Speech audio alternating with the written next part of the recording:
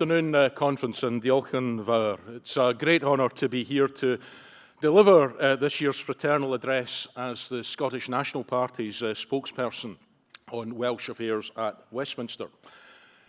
This is actually my second time in Aberystwyth this year. I had the great honour of being able to attend as a speaker the Yes Cymru conference that was held at this university earlier in the year, and at the dinner last night I very much enjoyed having the chance to catch up with some of the friendly faces that I met then. I also had an abiding memory of having to walk back up the hill from the town up to the university to my accommodation, so I can say I'm very, very grateful indeed to Liz Saville-Roberts for the lift that she gave me to spare me that hike today. But can I just take this opportunity to say that Liz and Ben Lake and Howell Williams do an absolutely extraordinary job as colleagues in Parliament at Westminster. They do an extraordinary job standing up and speaking up for Wales and holding this dreadful Tory government to account.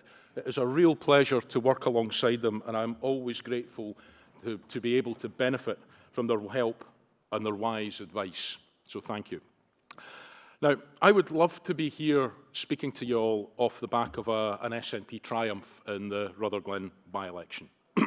And there's no getting away from it. For us, that was a sore one, and it's a defeat that I think on this occasion, it's fair to say, we deserved. But it's one that my party needs to be able to take with humility and a bit of realism, because let's face it, the voters are never wrong. It's a wake-up call for us and a timely reminder that trust, even once earned, is not necessarily permanent. It needs to be re-earned on an ongoing basis.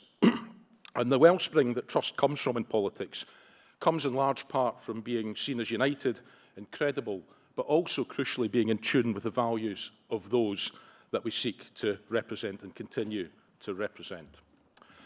But it's important that we do that because, let's face it, if not for the SNP, if not for Plaid Cymru, then who will stand up in that place or anywhere else for Scotland and Wales and assert our right to fully govern ourselves? And I think that despite a pretty torrid few months for my party, there are grounds for optimism. There are opinion polls which are showing support for independence sitting at roughly around 50%. And we know that independence support levels in Wales are also at record levels. So whatever else is going on as people come to terms with a decaying Tory government and the debilitating impact, the catastrophic impact of our cost of living crisis, those are arguments around our governance and our future that we are winning and will continue to win. But we are, of course, just off the back of the Tory conference in Manchester. And just imagine how the poor people of Manchester must have felt with that jamboree arriving. There you are, standing around, waiting patiently for HS2 to arrive, and you get Rishi Sunak instead. He arrives in a private jet at a conference venue that used to be a railway station to tell people that the HS2 rail link, his only major infrastructure project, has hit the buffers north of Birmingham. Now, for all the howls of outrage that we've heard across the north of England, there is one place where HS2 was cancelled from the very outset, and that is here in Wales. The instant that this Tory government decided to pull a fast one and decided not to give you the Barnett consequentials to invest in your own public services and infrastructure to which you were absolutely entitled. Most of the time, their conference hall sat pretty vacant for a party of government. The biggest attendance, the most excitement seemed to be for Liz Truss, the woman who crashed the economy and set fire to the mortgage market, telling us in finest Scooby-Doo fashion that she would have gotten away with it if only it hadn't been for those pesky city traders shorting her government. But that's just the stuff that was happening or is happening. We also had to contend with a steady procession of supposedly serious Tory ministers and talking heads coming out and telling us all about the things that weren't actually happening, but that they were determined to shield us from anyway, like having your local council tell you when you could go to the shops, about having to sort all your rubbish into 7 different bins, about the taxes on meat consumption, about stopping Nessie the Loch Ness Monster from going on a drunken rampage down Inverness High Street next Saturday night. Well, okay, I made the last one up myself, but they have basically spent the last week wallowing around in a post-truth Trumpian gutter, absolutely desperate to try and whip up the anger, but more importantly, the fear that they think is their only hope to retain the seats that they have at Westminster. And then, of course, there's the attacks on devolution itself, with police forces and health boards length and breadth of England and special measures with some of the biggest local authorities, or one of the biggest local authority in England perhaps going bust. They still presume to lecture the rest of us on how to govern. They use their Internal Market Act post-Brexit to sabotage deposit return schemes in Scotland and Wales, and also exercising a veto over policies which have been passed overwhelmingly in the Scottish Parliament. Now, I don't know about you, friends, but if they won't even let us run a recycling scheme, they will have absolutely no difficulty in preventing us from doing anything else that they feel like suitably emboldened. And it's almost like they're trying to run devolved governments in Scotland and in Wales without even going to the trouble of trying to win an election first. And at a time when Westminster is looking to extend its grip over Welsh devolution in that way, is it not extraordinary that a UK government would also seek to reduce Welsh representation at Westminster from 40 seats down to 32?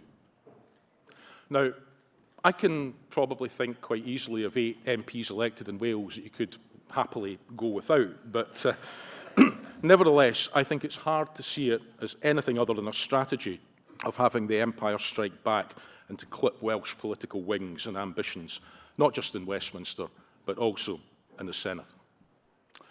So how do we tackle that? Well, we know that hope can triumph over fear. We know that when opponents go low, it's better to go high. Speaking the truth and doing the right things in the right way for the right reasons is always the best policy, which is how in Scotland and in Wales we will see off an overreaching Conservative Party that's out of touch, out of time, out of moral authority, and hopefully soon to be out of office as well. Now, in any normal political system, that should be the opportunity for Labour.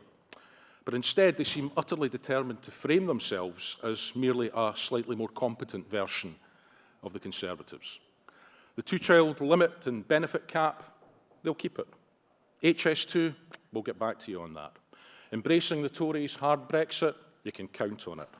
More devolution, well, Gordon Brown's had a commission and you won't need more powers because London's going to do everything much better for you all next time, we promise. And if only Gordon Brown, that towering intellect, that colossus bestriding British politics, if only he had had an opportunity, perhaps even to be Prime Minister and hold the highest office in the land, if only he'd had the opportunity to do any of this previously. But in some ways, it strikes me that in trying to talk tough while promising nothing, Keir Starmer actually reminds me a bit of Tony Blair, only without the charisma or the deep socialist convictions.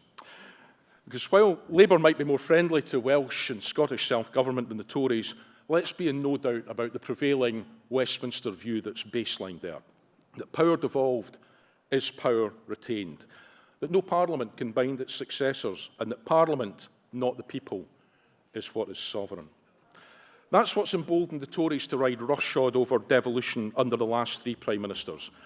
And it's exactly what would embolden them to do so again. And there's absolutely nothing in Gordon Brown's grand plans that would do anything in the slightest to change that. There's nothing in their policies or their promises which will give people the transformation of people's lives that we're all crying out for right now. Which takes us back to the question of who decides. And I think that the question of who decides is absolutely the most fundamental question that there is in politics. We know to our cost what happens when we let Westminster Tories decide for us. And we know exactly what won't happen if it's left to the Westminster Labour Party to decide things for us either. Now, when we look at the cost of living crisis and our place in the world, when we look at all the myriad challenges that we're facing on climate change and getting our building back better out of the pandemic, we know that voters tell us when they look at this Conservative government, they say, this is not who we are. This is not how we would wish to be seen. and this is most certainly not how we wish to be. So when Rain says that this is not as good as it gets, he's absolutely right. He is tapping into that. He is chiming very much with that, because this cannot possibly ever be as good as it gets. And as supporters of independence for our countries, we know that we are absolutely backing up the potential of both our nations. We just need the powers in order to be able to back that up. Because I think that we have a great opportunity ahead. People tell us that the voters are not interested in independence. They are. The support levels show that. But we also know that people are concerned very much with the state of their health service, with the cost of living, with economic opportunities. And I think the real task, the real opportunity that we have both in Scotland and in Wales is to do a better job, a job of linking the constitution of our countries in the minds of voters with the condition of our countries. That why the question of who decides is one which fundamentally matters. Not just in terms of who gets to take the decisions within the limited amount of resources that are allocated, but how we gather those resources together, how we can best put together those resources to build the best countries that we can and to make the best of the present and the future for the people that we represent, where we are constrained not by the choices that are made for us in Westminster, but where we're constrained only by the limits of our own resources, our own talents, our own choices, and by restrictions that are placed on us by nowhere else. Because if we do that, and we can use then that is what will allow us to win. Conference, it has been a great pleasure to have the opportunity to address you in this fraternal address this afternoon.